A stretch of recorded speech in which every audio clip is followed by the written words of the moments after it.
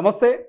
ప్రస్తుతం మనతో పాటు Congress party SC corporation chairman Nagari Preetham గారు ఉన్నారు. సో మాట్లాడదాం.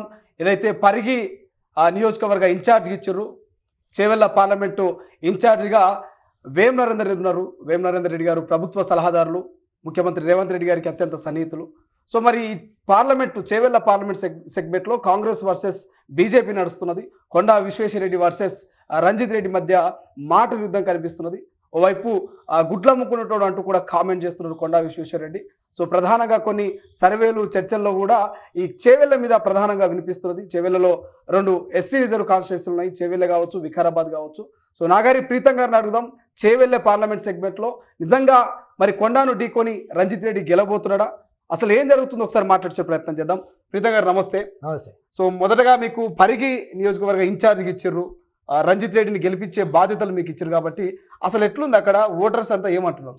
ఓటర్స్ ఏమంటున్నారు? అది కొండా విశ్వేశ్వరరెడ్డి కాదు, అనకొండ విశ్వేశ్వరరెడ్డి అంటున్నారు. ఎందుకనంటే అపోలో ఆసుపత్రులకు ఆయన యాజమాన్యంలో చాలా కీలకం. మరి అపోలో ఆసుపత్రి కట్టింది ప్రభుత్వ భూమిలో. అందులో పేదలకు ఉచితంగా వైద్యం చేయమని కానీ, పేదలకు కొంచెం చూసుకోమని కానీ అంత పెద్ద బిల్డింగ్లు కట్టుకున్నారు.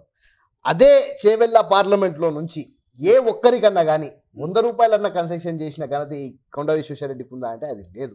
పెద్ద అనకొండ అంటే ప్రజలు అందులోకి అడ్మిట్ అయితే రక్తం పీల్చుకొని వాళ్ళ కిడ్నీలు అమ్ముకొని పూర్తి స్థాయిగా దొంగదారుల 4500 కోట్లు సంపాదించుకొని ఈరోజు ఎలక్షన్ అఫిడవిట్లో మొత్తం తెలంగాణ రాష్ట్రంలో 17 మంది ఎంపీ అభ్యర్థులు ఉంటే 17 మందిలో అత్యంత కుబేరుడు ఎవరన్నా ఉన్నారంటే అనకొండ విశ్వేశ్వరరెడ్డి. ఆయన ఓటమి ఖాయం. ఆయన ఓడగొట్టడం 100% నేను బాధ్యత తీసుకున్నా, ఆయన ఓడగొట్టి చూపిస్తాం. కానీ గతంలో కొండా విశ్వేశ్వరరెడ్డి కూడా కాంగ్రెస్ నుంచి పోయిన వ్యక్తే, మరి ఆయనకేమన్నా సపోర్టెడ్గా ఏమైనా చేస్తున్నా రంజిత్ రెడ్డిని ఓటమి చేయడానికి? ఇప్పుడు నేనేమంటున్నా, కొండా విశ్వేశ్వరరెడ్డి అనే వ్యక్తి కేవలము ఎన్నికలు వస్తే కనిపించే వ్యక్తి. దాని తర్వాత ఆయన ఇన్స్టాగ్రామ్ పేజ్ తీసి చూడండి మీరు ఒకసారి. చూస్తే వివిధ దేశాలలో బోటింగ్లలో, క్లబ్బులలో, వీటిలలోనే పార్కులలో కనిపించుకున్న ఇన్స్టాగ్రామ్ వీడియోలు ఉంటాయి. నాయకుడు అంటే ప్రజల మధ్యలో ఉండాలి. నాయకుడు అంటే విదేశాలలో ఎప్పుడు పడితే అప్పుడు తిరుక్కుంటా కేవలం ఎన్నికలు వచ్చినప్పుడు వచ్చి కామెంట్లు చేసి పోయేటోడు కాదు. ఈ రోజు మా నాయకుడు రంజిత్ రెడ్డిని పట్టుకొని ఎన్నో మాటలు అంటున్నాడు. కోడిగుడ్ల రంజిత్ రెడ్డి అంటున్నాడు. కోడిగుడ్ల రంజిత్ రెడ్డి అంటే కోడిగుడ్లు దేనికి మంచిది? పౌష్టికాహారానికి మంచిది. కోడిగుడ్లు తినమని ప్రభుత్వం కూడా చెప్తుంది. కానీ ఈ అనకొండ ఏదైతుందో ఈ కోడిగుడ్లను మొత్తం ఒకటేసారి మింగేద్దామని మా రంజిత్ ఓడగొడదామని చూస్తుంది. కానీ అది అయ్యే పరిస్థితి కాదు.